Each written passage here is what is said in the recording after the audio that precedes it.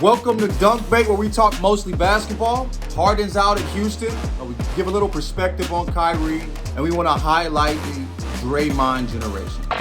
To be leaving this quick and going to a team that's, championship bound, or at least to be playing for one, how do you feel about that trade? Well, first of all, this can't really come as a surprise to anybody. I think my biggest question is just how much James Harden is willing to change.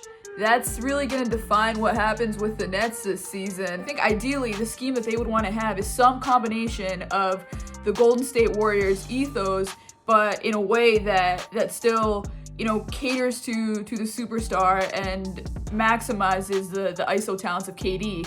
The situation that keeps popping into my head is LeBron James joining Dwayne Wade and Chris Bosh in Miami. That first year, they had a little bit of a difficult time of it because while you and I over here can say, LeBron James was definitely better than Dwayne Wade, I don't think Dwayne Wade, being the type of player that he was, should ever think that, right? And I think that's exactly the situation that Harden falls into with KD.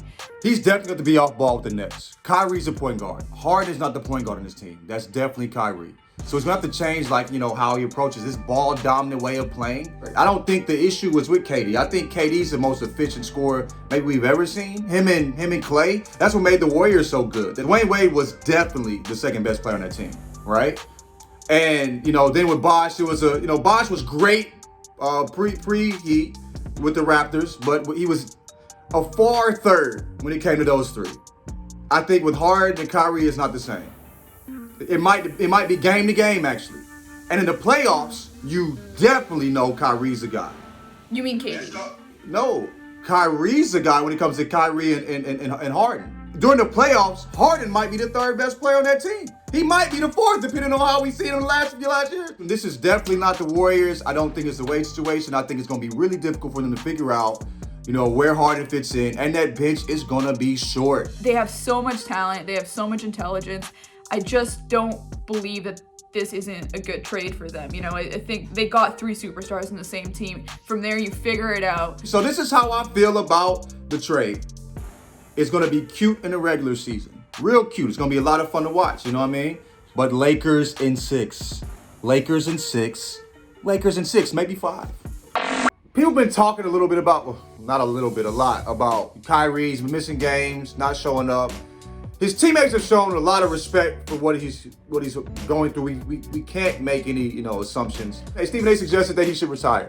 If we're going to be talking about him retiring, we should come from a different place, I believe. I think we should come from the place of if you need some time away from basketball to work on other things, I understand Kyrie. Don't question his dedication to the game, okay? 99.9% of people, if they had the ability that Kyrie had, they still be doing the exact same thing they're doing now. I don't think I've ever loved anything the way Kyrie loves basketball. He never shows up never shows up out of shape for the season. We never question, if he's giving his all out on the court. Kyrie loves basketball. For something to take him away from that, from something he's given his entire life to, it has to be serious, and I think we have to understand that. Being that there's any time that somebody may be struggling with something, it's this year, and may want to spend time with family rather than at the job. It's this year. So let's show some grace and mercy that we will want people to show to us, to these players. They're not just entertainment. They're not just athletes. They're humans.